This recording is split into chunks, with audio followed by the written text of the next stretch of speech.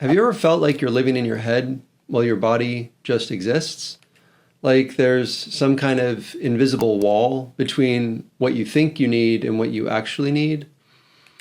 This disconnect between mind and body is actually the result of a massive cultural shift that took place centuries ago, one that most of us are unaware of.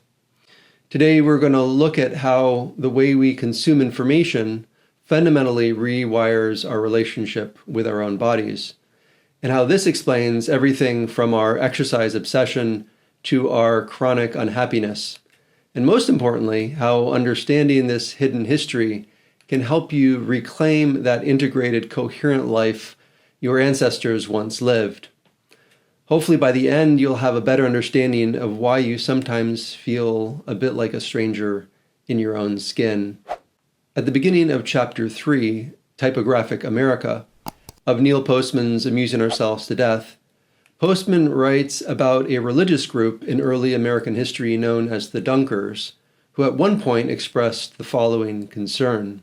We fear that if we should feel ourselves as if bound and confined by it, that is, the writing down of their theological doctrine, and perhaps be unwilling to receive further improvement, and our successors still more so, as conceiving what we, their elders and founders, had done, to be something sacred, never to be departed from. At the end of our discussion of Chapter 2, I suggested that I am agnostic somewhat as regards Postman's enthusiasm for the typographic age. I definitely agree with him that the typographic age is much to be preferred to the visual age that we now live in. But the question that I continuously return to is, was the age of orality, which preceded the typographic age, the true apex of human civilization? The answer, of course, will depend on what criteria one uses to judge civilization. Is scientific discovery to be used as a main criterion? If so, then certainly there is no question the typographic age made the scientific revolution possible. The primary criterion I use, however, is that of human flourishing. What is it that most contributes to human flourishing? In which of these ages most contributed to it? From this perspective, I think a strong argument can be made that the age of orality was the apex of human civilization. This is a rabbit trail that I don't want to go down right now, however, but we will definitely revisit it in the future. My main point as we consider the Dunkers is that this religious group touched on something that most of us have missed, that there are hidden virtues in oral cultures that have been forgotten as these oral traditions have been lost. And they've been lost because they were never written down. The further point is this: they were never written down because these cultures believed, rightly, that the act of writing them down would limit their living culture. It's akin to the scientist who dissects the butterfly to find out what gives it life, and in dissecting it, destroys the very thing he is looking for.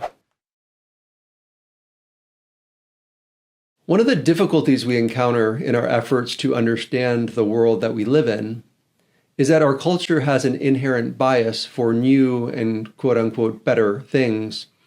One of the most pervasive myths of the modern world is that human history is a history of progressing towards something quote-unquote better.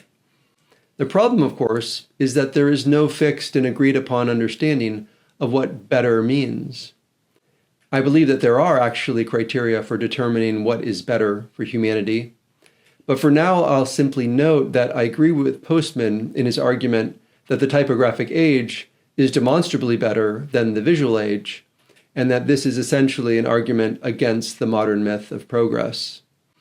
I would go one step further, however, and suggest that it's likely the age before the typographic age, as I said above, the age of orality, and that was even better.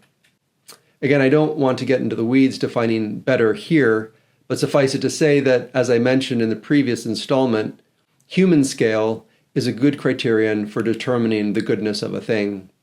And nearly everything in the age of orality was human scale. A strong argument can be made that it is only at human scale that true human flourishing can take place. An important change that has taken place since the ascendancy of the typographic age is the increasing abstraction of knowledge.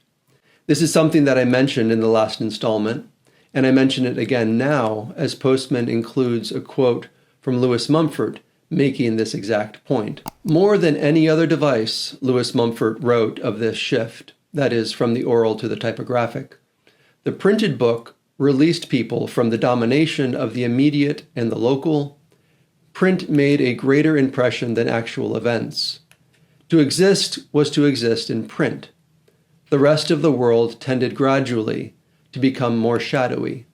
Learning became book learning. The importance of this shift cannot be emphasized enough, as it is the increasing abstraction of the world that has detached our inner world from the world around us.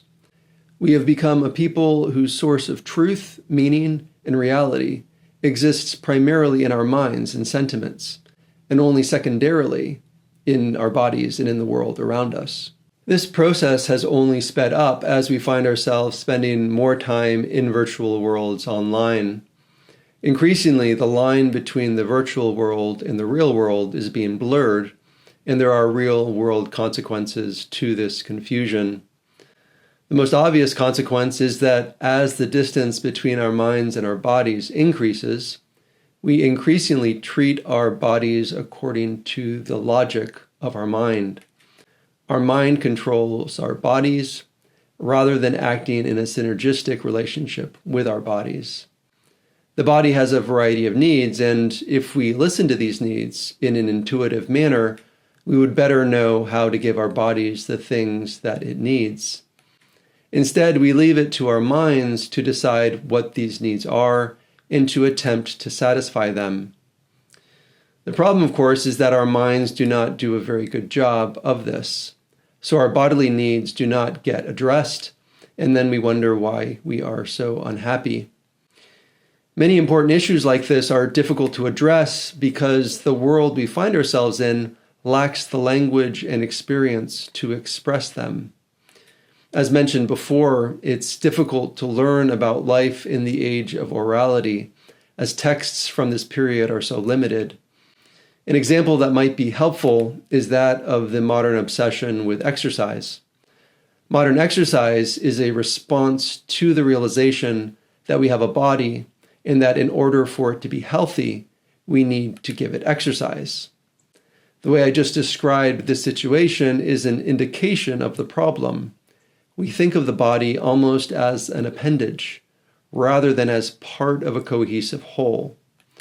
Separating the mind from the body in this way is a modern invention that belies the underlying reality. Don't get me wrong, I'm not suggesting that exercise is bad. I'm simply pointing out that the way we think about the relationship between our mind and body is a problem. There was a time when humans lived integrated lives, where they didn't divide the mind from the body in this way, and where their daily lives provided opportunities for physical exercise such that they didn't need to find time to exercise. Because of this coherence in their lives, they did not feel a disconnect between the mind and the body, and most people did not suffer the kinds of mental imbalances that most, perhaps all modern people experience. Okay, that's it for today. We are going to take a couple weeks off from our study of Neil Postman's Amusing Ourselves to Death, but we will get back to it soon. As always, please join the conversation on Substack. And if you haven't already, please subscribe, follow me on X and on other platforms. As always, there are links below. And if you haven't already, download the How Did We Get Here reading list. Again, link below. Thanks as always, and we'll see you again soon.